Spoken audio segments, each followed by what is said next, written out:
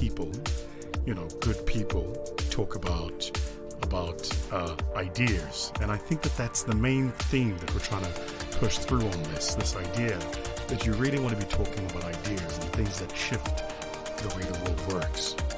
Today, I want to talk a bit about wealth. That's right, you heard me right. Wealth. I love the word wealth, and I'll actually tell you where this discussion is coming from.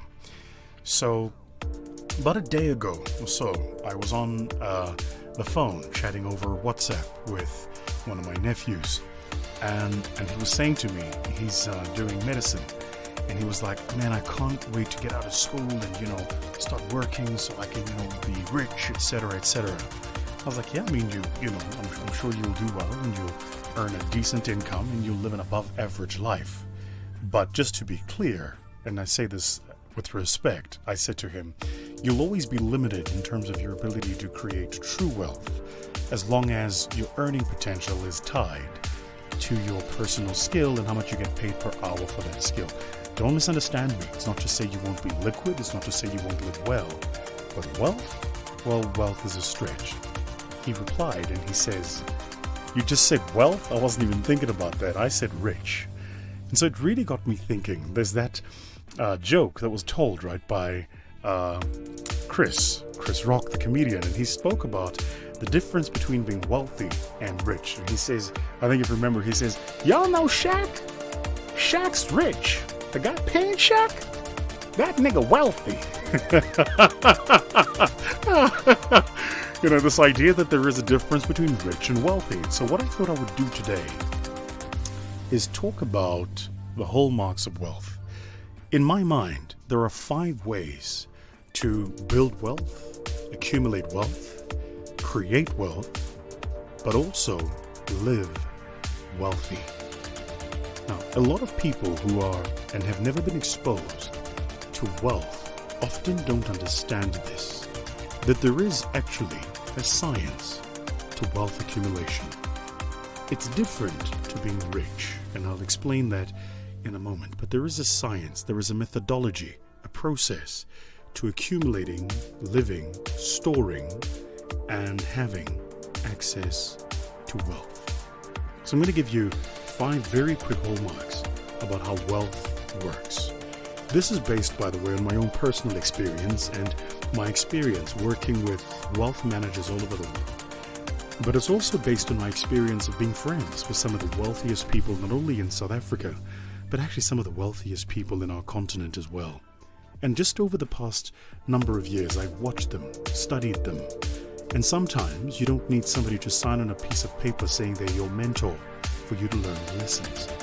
You can learn even from a distance. The best learning, I think, often happens by observation. So, what are these attributes or hallmarks of wealth? The first one is that wealthy people understand OPM. OPM, other people's money. Now, before you can get access to other people's money, you have to prove yourself, as my good friend Real Milan would say, you have to prove yourself a good steward. You have to prove that you're a good custodian. And the way to do that is first to manage your own finances well. But OPM, other people's money, is the idea that you can leverage and utilize other people's money for an exponential upside and gain, and that you participate in the upside or the gain. Study the history of those who've built really, really large businesses. In South Africa, we talk about somebody, for instance, like Adrian Gore, who raised 100 million rand when he started Discovery. Why raise 100 million rand from funders to start Discovery? Because even though he was creating wealth, he understood that OPM would take him to his destination far quicker than trying to save money and do it himself. First, you need a good character. Second, you need a track record. And the best track record is managing yourself and your money well. Third, you need a credible story. Without a credible story about how you're going to multiply that cash, no one is going to trust you with their money. And here is a mistake that people make. I get so irritated when people make this mistake with me. Do you really think somebody got wealthy being stupid? What are the odds that somebody has accumulated wealth and cannot tether logical thought about how to manage their money? So, if you are approaching somebody who has money, consider for a moment that they might actually know what they're doing. That means you need to know what you're doing really, really well. You need to understand it in detail and in nuance. You need to know what questions are going to be asked 8 questions down the discussion line and prep yourself for those. You can't approach a high net worth individual or an ultra high net worth individual and think you're just going to take a shot and a wing at this thing. You've got to be utterly prepared. So character, track record, and deep technical knowledge of what it is that you're doing. So the first hallmark of creating wealth is OPM, other people's money. Now, as you know, in our firm, we've just launched our 350 million rand debt fund. And that 350 million rand debt fund is a great example of OPM. We're powered, by the way, in the fund by SASFIN, the bank. And we've used OPM to make a difference in the market. So it's about understanding this concept of other people's money. Second thing that very, very wealthy people understand, and they understand this better than even people who are rich, is that the function of money is to buy time. That's it. The function of money is not to buy goods or properties or cars or things that you can show off on Instagram. The function of money is to just buy time. Now, you might be listening to this thinking, how on earth do I buy time? Well, you do a few things. The first is you have to reduce your burn rate. What's burn rate? Burn rate is the rate at which you're burning cash. Now, usually what happens is salaried people, and I say this with respect, but people who tend to have ready access to money on a regular basis increase their burn rate. The more money they make, the more money they burn. They'll burn it by getting themselves into larger credit agreements, buying new stuff, new assets that they absolutely convince themselves they need. They indebt themselves to the absolute hilt, and they cannot live without the next paycheck. Wealthy people buy time. So rather than spend money, they keep money because they understand having it buys them time. Time to do what? Well, time to take a year sabbatical and not have to worry about losing anything. Time to take a 6-month holiday and not worry about where the next paycheck is coming from. Does that make sense? So wealth is about shifting your mindset from spending money by reducing your burn rate and buying time. Now, what I'm going to say next, I'm almost sure is going to offend someone. You know one of the hallmarks of how you spot a wealthy person? Some of you are not going to like this. Wealthy people very rarely drive the latest model of any car. Very rarely. They generally drive a car that's 2 or 3 models old. Why? Remember when you watched those movies and you saw the Queen of England driving a Range Rover? How come it wasn't the latest Range Rover HSE Autobiography Black? What does the Queen know that you and I need to learn? Do you know what the Queen knows? She knows this. Money talks. Wealth whispers.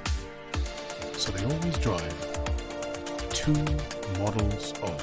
It'll be a lovely car, don't get me wrong. It'll be a S-Class or a Range Rover or my favorite brand, a Jag, as Jeremy Clarkson would say. But always 2 models old. So the second hallmark then of creating wealth is that you want to lower your burn rate. The third thing you need to be aware of if you want to create wealth is that you need to, and this is important, you need to have access to assets that are generating cash. Here's what people get wrong. First, you're told, have money to buy assets. That's only half the story. The real story is have money to buy assets that themselves make more money. So the idea is that you want your liquidity to generate new forms of liquidity. The real problem you should be having is that you should own so many income generating, free cash flow generating assets that your worry is how are you going to put that money into other structures that are efficient from all sorts of costs. So you want to really understand this idea of having liquidity, and to have liquidity, having access to assets that themselves generate cash. There are some people, and I know one or two, more than that actually, whose real problem is how do they spend money, because they're generating so much money that their income statement at a personal level is just not tax efficient. So they have a real problem around how do they spend the money that they make. But for the rest of us, the question you want to understand, and understand it well, is how do I own assets whose assets generate even more cash? The fourth hallmark about people that really know how to generate and create wealth, they're very good at taking advice. Very, very good. They pay wealth managers and wealth planners and investment advisors and certified financial planners millions to manage their portfolios. Can we just think about this logically? If somebody who's worth 100 million rand is willing to pay millions to somebody to manage their 100 million rand, and we all agree that it's unlikely, it's not improbable, nor is it impossible, but it is unlikely for you to really make 100 million rand in liquid assets unless you've got 2 bits worth of brain cells in your head. If somebody is worth that kind of money and they're willing to take advice, what are the odds that you and me should be taking advice too? What do they know that we should find out? Taking advice is a fundamental part of how you create wealth. Now, not all advice is the same, and I'm not for one moment allocating or, even adjudicating that you should listen to everybody the same way, but advice is a fundamental part of how you do. And finally, what's the final way to create wealth, accumulate wealth, manage wealth? Well, this is the easiest if you're a person with a high center and locus of control. It's the hardest if you're not. And that's this. If you want to accumulate wealth, you have to do it for you. It's interesting, isn't it, that we live in a time and an era where something isn't true unless we have proven to the world that it is so. So, you want to accumulate wealth, you want money, it has to be for you. You've read the stories, right, about how some of the wealthiest people in the world will drive a car that they've had for decades, or they'll live in a home that they've lived in for decades, or they'll have spending habits which are quite opaque, and in fact, idiosyncratic if you think about it. Because that wealth is for them. It's not for the world.